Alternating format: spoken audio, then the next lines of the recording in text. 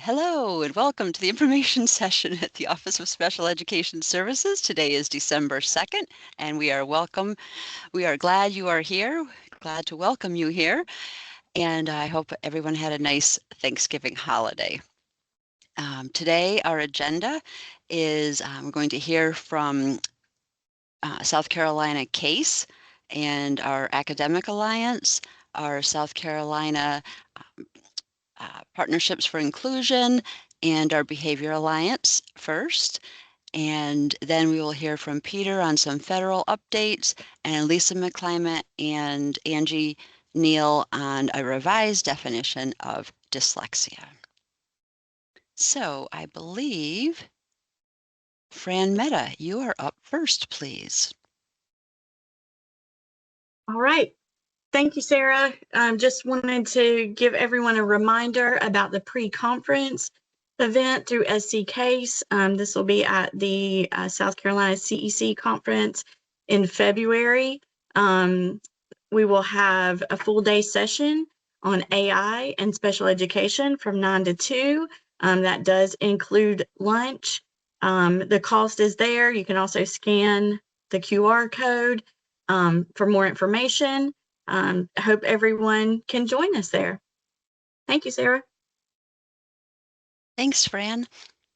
Next, we have Susan Thomas is going to talk to us about ASK. Thanks, Sarah.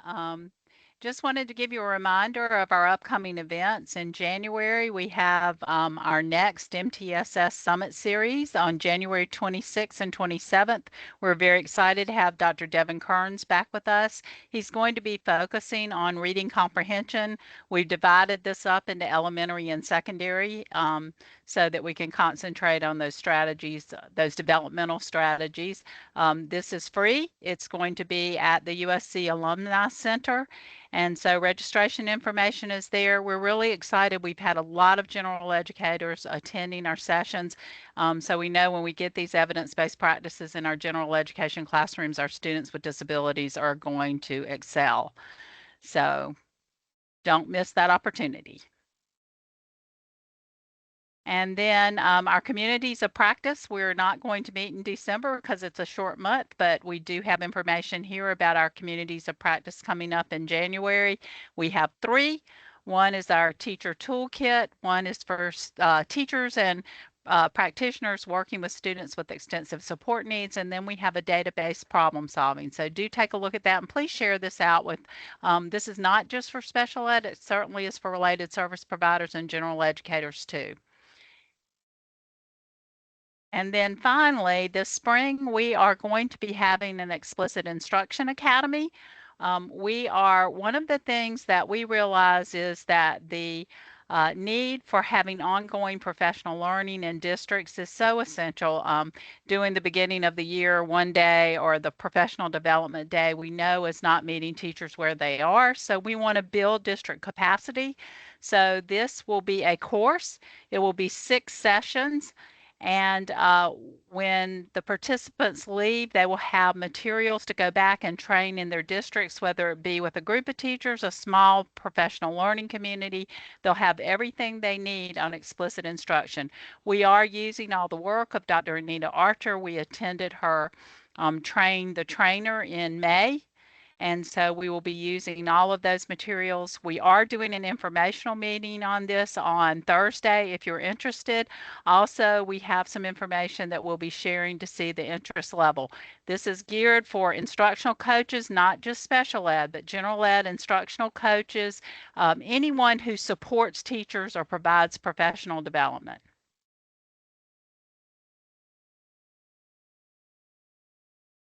And then we will have a pre-conference at our South Carolina Council for Exceptional Children.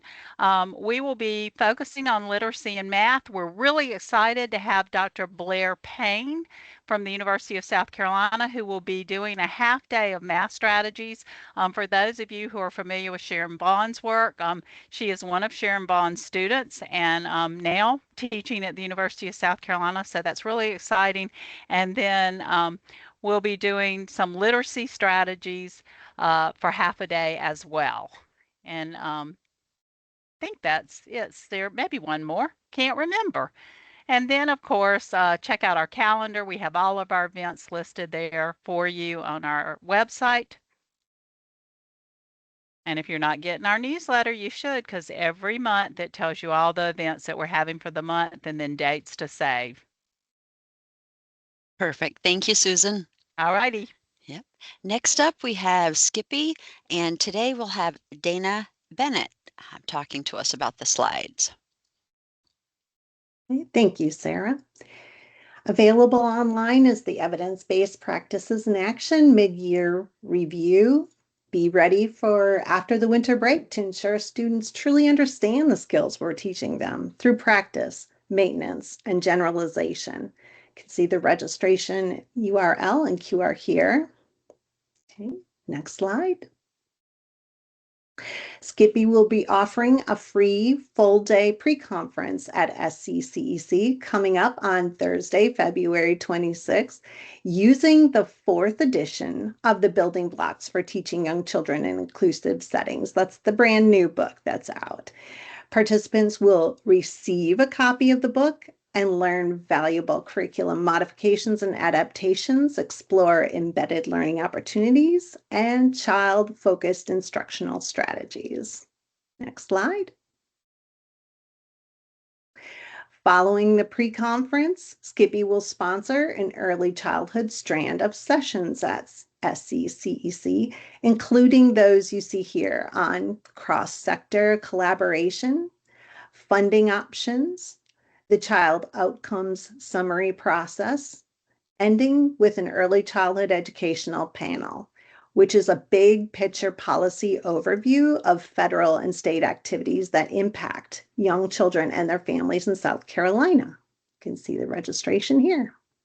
Okay, next slide. Coming in spring, we will be holding a second community of practice to build collaborative early childhood partnerships across South Carolina. Registration will be launched very soon, about 10 days from now. We hope you join us at all of these offerings because we are truly better together. Thank you. Thank you, Dana. And now we have for Basque, let me see if I can get this up and running. Hang on just a minute.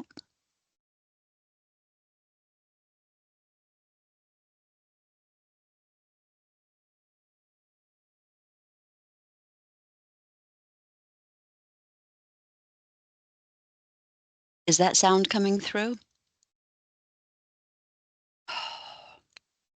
Nope. Nope. Try again, share sound. Okay, let's, Welcome to the Behavior now it is. Alliance Thank you. of South Carolina's monthly updates for the month of December. Here's just a brief overview of who the Behavior Alliance of South Carolina is and some things we have to offer. For December, our newsletter topics are High-Quality Behavior Instruction, Foundations of MTSSB Tier 1 Self-Paced Module, South Carolina for Exceptional Children Conference in February 2026, Coming Soon Special Edition Contingencies and Prompts and Reminders, additional resources to add to your toolkit, and more coming soon. Some events that are coming in December are December 1st to the 4th, National Center for School Mental Health Annual Conference. December 3rd to the 6th, Innovative School Summit. Just happened.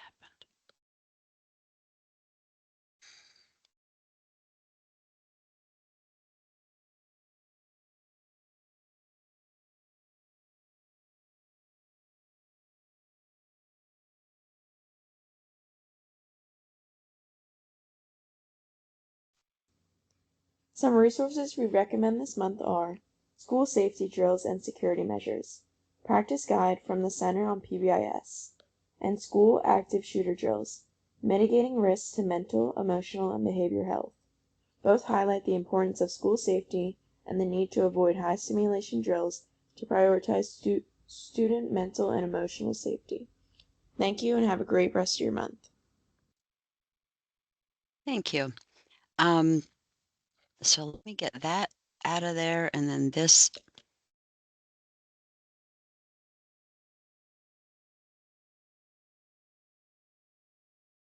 back up. And I will say the captions were covering a lot of great information down at the bottom of the slide. So when you go back through these, be sure you're checking out all these links down here at the bottom. So let me just scoot through theirs. Okay, Peter, it's up to you now. All right, go ahead and you can advance to the next slide. So there's not a ton of information more than we had at our last info session. Barbara had mentioned the interagency agreements that had been reached at the federal level, but we did want to just let you guys know, keep you up to date on what we know at this point, given the many happenings in Washington, D.C. But when it comes to OSEP and the IDA, we do know the OSEP employees are back to work, the ones that received the reduction in force notices during the shutdown. They were all restored back to their positions, at least temporarily, as part of the reopening agreement that they had for the government. As you guys, I'm sure, have read, the current agreement goes through January 30th of 2026. So it's up to the basically the legislature or Congress to decide on another agreement before then, if they're going to keep the government open. Otherwise, another shutdown is possible if an agreement is not reached by that date. So that's what we know at this point. We still follow the news, follow Department of Education X on X, to get updates. The other one is so for SPP APR. So this was, part of it was, were they going to delay this, or are they going to make any changes? For now, we just received correspondence from OSEP. They provided us with the Part B template and instructions, and they're having webinars on the submission of the SPP APR. So it remains on track. We submit typically, I think that falls on a weekend this year, but if it's February 1st of each year, I think it's February 2nd this year. So we're going to continue to do that. Obviously, if the government's on shutdown, the system will be up for submission, but who knows when the review would take place by OSEP. That might be delayed if they're not there to review it. But the submission is on track, and we have begun to prepare our submission for South Carolina, and intend to submit it on time. So like every other year. So right now we're drafting different pieces of it. There's some technical assistance agencies that funded by the federal government that offer to review state submissions for accuracy and things like that. So we're going to submit it to them and get some feedback before we do our final submission in February. So it was announced, before Thanksgiving, the 6 interagency agreements that shifted programs from the Department of Education to different departments. Several went to the Department of Labor. And so, but OSEP and OSERS and the IDA were not part of those 6 agreements that were announced. We have heard some discussions from some of the national associations have mentioned this, but there's been talk of moving IDA to HHS. So whether that's going to take place or when, we don't know, but that's been the initial discussions that we've heard, and that there could be another agreement in the works. But I think there might be in the midst of working out details on that. But that's what the discussions have been so far of what we heard. Is the possibility, if they do move that function out of the Department of Education. So, I mean, if you do follow kind of the feed and the information that goes out on the U.S. Department of Education website, they have been celebrating the 50th anniversary of the IDA. So the agency, that's good, I think, in general, to show that that they're not going to, take away funding or anything of that nature from the IDA. It would be a surprise at this point, given that they have been celebrating what IDA has done for students and the different programs that have been put into place because of it. And they've been putting out data in the last few days and some video information and even a tour of some programs. I believe it was in Virginia. So they've been celebrating that. And then if you follow the feed, also they talk about once again the dismantling of the Department of Ed and that it's unnecessary. So they do kind of continue on those tracks. That, like I said, there seems to be continued bipartisan support for the IDA and continuing funding and providing states with the resources that they have in the past related to educating students with disabilities. So we do anticipate that continuing, but what the federal oversight will look like and what the federal system will look like, we're not really sure, and it could transition from the U.S. Department of Education to HHS or another agency. And it did seem like they did transfer some of the employees when they did shift some programs, so it's possible that some of the OSIP employees would move to the new agency. But once again, those details don't have not been announced or worked out, so we'll have to wait and see on that. But for our part, we're continuing to implement the IDA at the state level in accordance with the laws and regulations, and we really haven't changed from before. We'll submit our SPP APR given the instructions that they've provided, and we'll continue to operate all the things we have been. So there's been no change at the state level.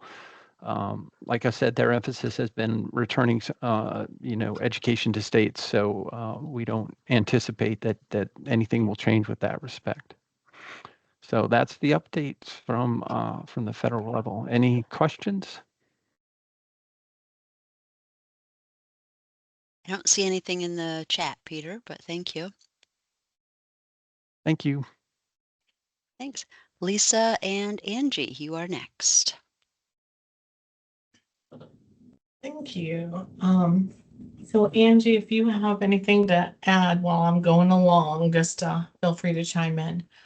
I don't know if you've heard or we're the first to kind of update you that the International Dyslexia Association has updated their dyslexia definition.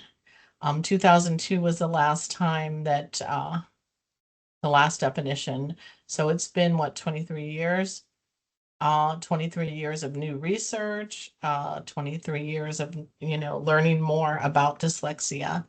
You can see it's a much more in-depth new definition, but the new definition is dyslexia is a specific learning disability characterized by difficulties in word reading and or spelling that involve accuracy, speed, or both, and vary depending on the orthography. These difficulties occur along a continuum of severity and persist even with instruction that is effective for the individual's peers. The causes of dyslexia are complex and involve combinations of genetic, neurobiological, and environmental influences that interact throughout development. Underlying difficulties with phonological and morphological processing are common but not universal. And early oral language weaknesses often foreshadow literacy challenges. Secondary consequences include reading comprehension problems and reduced reading and writing experience that can impede growth in language, knowledge, written expression, and overall academic achievement. Psychological well-being and employment opportunities also may be affected. Although identification and targeted instruction are important at any age, language and literacy support before and during the early years of education is particularly effective. So much more detailed definition. You can switch slides there. So 2 clear priorities, they really anchor that definition in modern neuroscience as well as lived experience. They push schools to act earlier and smarter on behalf of struggling readers. I think when they developed the definition, I think they had nearly 100 researchers on their panel, but they also had a significant number of people, adults and students with dyslexia on the panel as well. So it was that lived experience that really played a role in this definition as well as the science. Sarah, go ahead. Just some key takeaways. I think that the dyslexia community, as well as some of the researchers are noting that it rejects the old discrepancy model and affirms that reading problems can exist on a continuum even when children have received effective instruction, and highlights that causes are multifactorial. They can be genetic, neurobiological, and there could be environmental forces interacting across development. And the revised definition explicitly names early oral language weaknesses as a red flag and elevates early identification and targeted instruction as central to changing trajectories. Really basically is catch the signs sooner, provide structured evidence-based literacy support when the brain is most receptive. And I don't know if this is sounding familiar to, everything we've been going through as a state in letters training, the new Read to Succeed legislation, I mean, this definition really is aligning with the direction we've been going in as a state. It also acknowledges the secondary consequences that extend beyond test scores, difficulty in reading comprehension, restricted opportunities for vocabulary and knowledge growth, the emotional strain, the impacts on employment, making the case that dyslexia is a whole child issue, not just a classroom problem.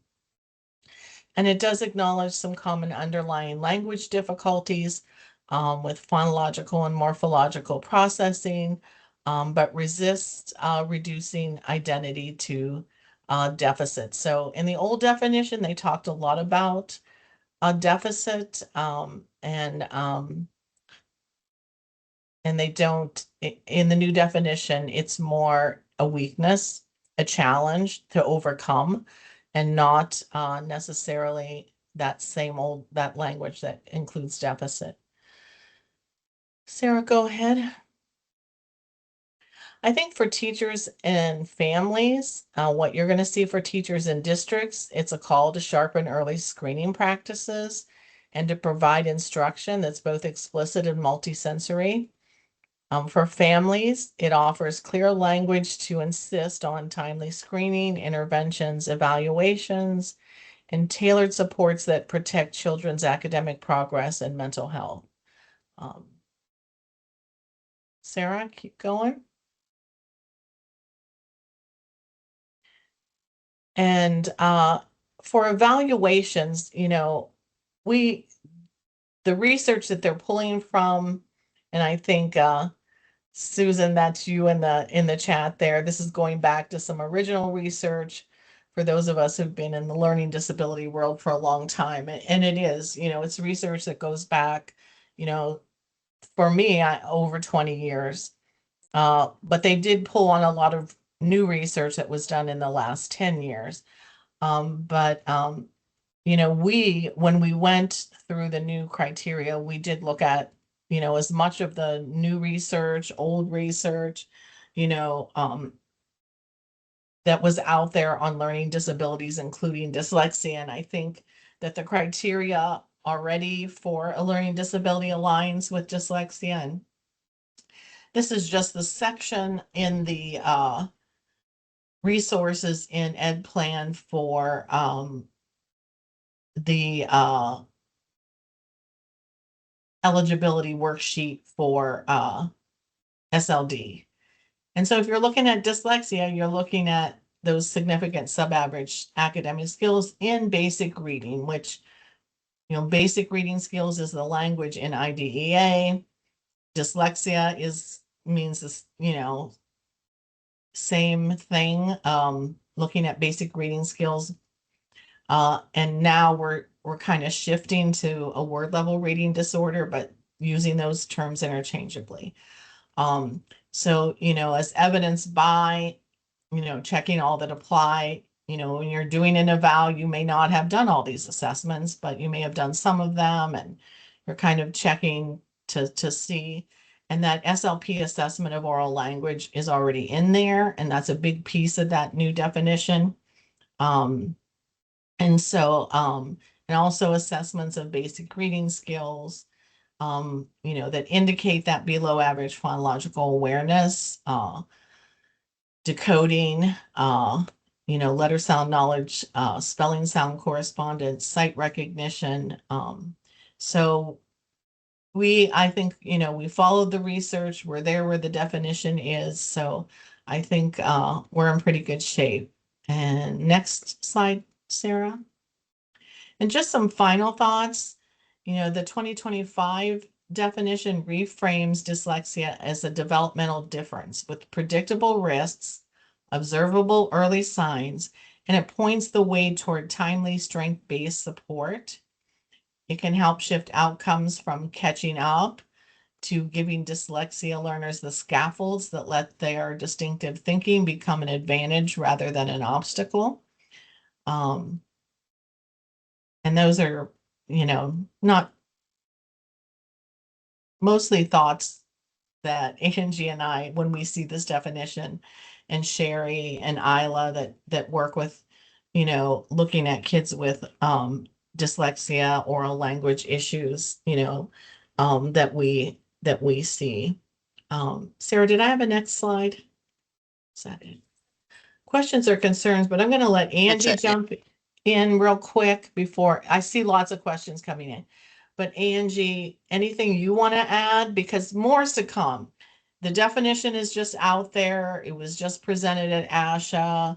And so, we're just getting the definition. We want to kind of be ahead of the game, but definitely more guidance from us will follow. But Angie, anything you want to add? Yeah, going back to the slide with the different criteria for SLD, and we had highlighted the section that said SLP assessment of oral language.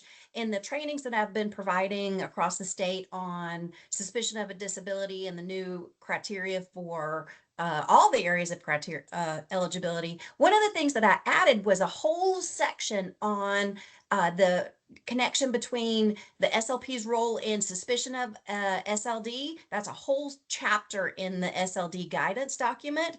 But also in the training, I provided sort of a list of when might you need to make sure you have that SLP at the table to make sure that they're there providing input to see if they need to do an evaluation. And so it really breaks down all of the basic questions to ask about the child's narrative ability. Can they tell a story or retell a story? Of course, their phonology, their syntax, morphology, their vocabulary skills. So all of that is provided as part of that training to, again, make sure we know when we need to have the SLP. The other thing that I was going to add is we just got back from ASHA, and this was a huge topic of discussion at ASHA because, again, the focus is on that early oral language. So, again, as Lisa talked about, there's a lot more to come as we start making some shifts, and we'll keep you posted on what those are.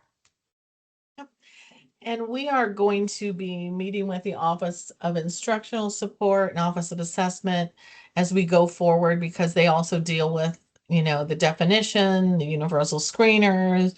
And so we, are going to reach out, and December is just not a good month to catch people. They're in and out on vacation here and there for holidays. So come January, we'll meet with those folks as well and see, how they are, looking at the definition, what their thoughts are, and what their next steps are as well. So, but there were no questions so far, just note takers. So any questions anybody has, concerns, you want to come off your mic and have any questions for us?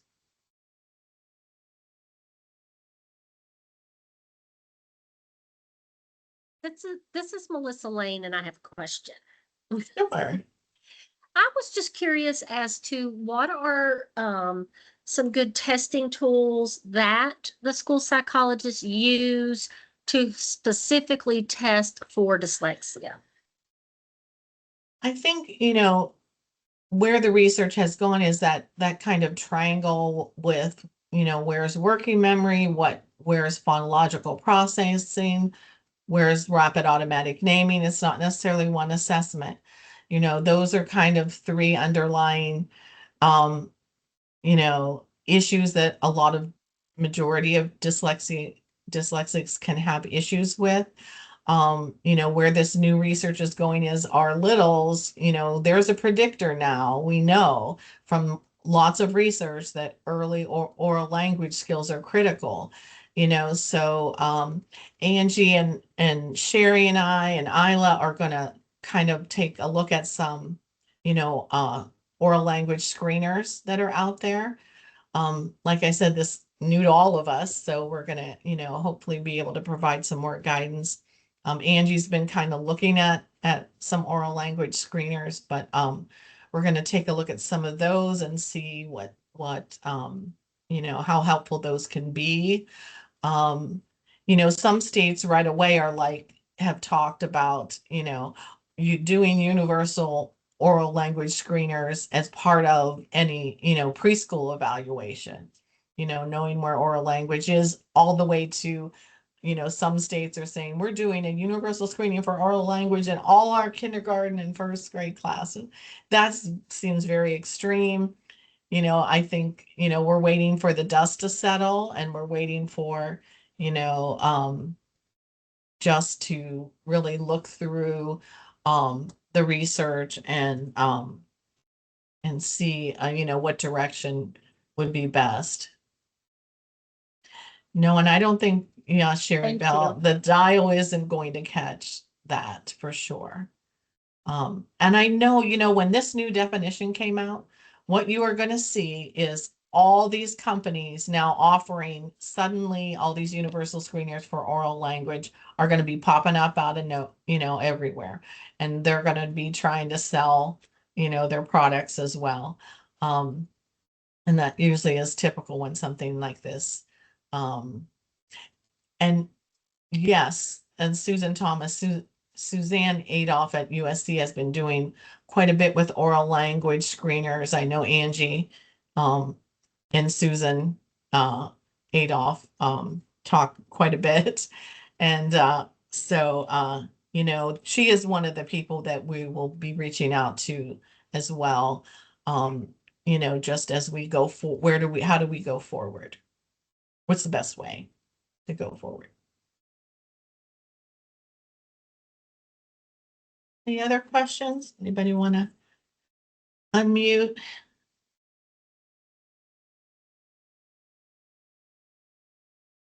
So I'll say this to Sherry Bell's comment.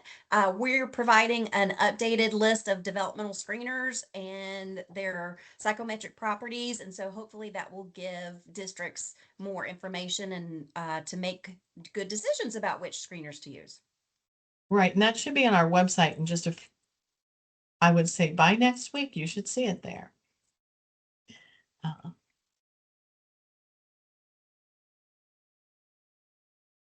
And when it gets up on the website, we will have Sarah send out the link so you guys can access it right away. Since it seems we were working on it before we knew the definition was changing, or Angie was working on it. And so, it had to go through our approval process here, and it is approved, and now we just have to get it up on the website. But what it was perfect timing almost, with the definition coming out. So.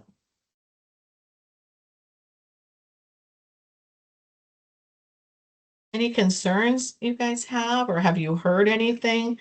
Parents, reaching out with questions or?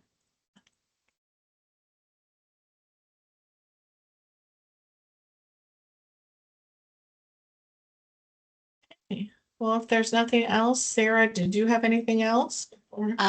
Just our last slide, reminding everyone that there will be another meeting in 2 weeks on December 16th.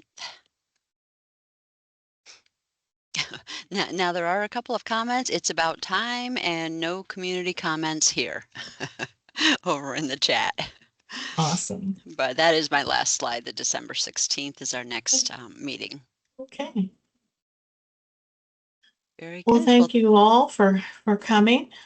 Sarah, and nothing else? Nope, that's all. I was going to say the same thing. So yeah, we're good to go. Okay. Have a good We'll afternoon. see you December 16th. Absolutely. Have a good day. Thank you. You're welcome.